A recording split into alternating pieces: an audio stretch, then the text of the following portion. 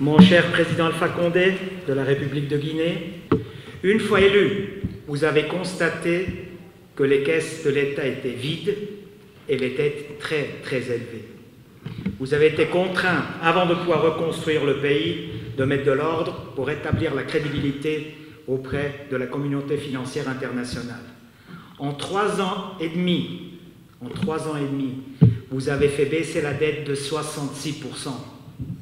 Vous avez diminué le service de la dette au-delà 50% du BIP, en dessous de 12%. Vous avez donc réduit le coût de la dette en rapport des exportations de 186%, environ 45%. C'est énorme. Il y a quelques chefs d'État de notre continent, ou même d'outre-Atlantique, qui pourraient s'inspirer de votre travail. Quel témoignage! La Guinée avance. Ces 5 années de gouvernance ont permis d'objectiver ce progrès de civilisation. Je vous propose par ces quelques images d'illustrer l'odyssée du progrès en marche. La Guinée revient de loin. 50 années de gouvernance passée avaient laissé un pays exsangue. L'inflation, c'est-à-dire l'augmentation continuelle des prix, était alors de 23%. Il n'y a plus d'État, les caisses sont vides, tandis que des milliers de jeunes arrivent sur le marché de l'emploi. La Guinée a fait beaucoup de progrès. Par exemple, on a l'annulation des dettes.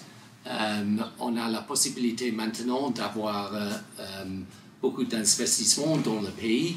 Et je crois qu'il y a la possibilité vraiment de développer le potentiel du pays dans une façon que, franchement, il y a 2 ans, c'était difficile à envisager. Première priorité, réduire le déficit budgétaire, c'est-à-dire l'écart entre les revenus et les dépenses de l'État. En un an, ce déficit passe de 13% en 2010 à 2% en 2011. Un record inégalé au niveau mondial. Le franc guinéen reprend des couleurs. La Banque centrale reconstitue ses réserves de change. Cette politique de rigueur est récompensée. En septembre 2012, la Guinée accède à l'initiative PPTE, pays pauvre très endetté. Pour soutenir ces efforts, la Banque mondiale et le FMI procèdent à un effacement des 2/3 de sa dette, soit plus de 2 milliards de dollars.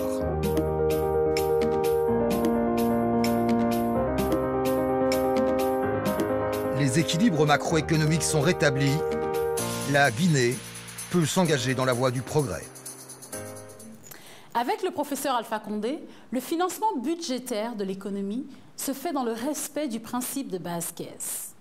Dans la doctrine des finances publiques, cela veut dire que les dépenses ont été strictement engagées sur la base des recettes disponibles. Le président Alpha Condé s'attache alors à soulager le quotidien des populations. Un salaire minimum est instauré. Le traitement des fonctionnaires est valorisé de 50%. Le système de protection sociale modernisé. Mais surtout, l'inflation est stabilisée. Subventionnés par l'État, certains produits de base ont vu leur prix baisser, comme celui du riz.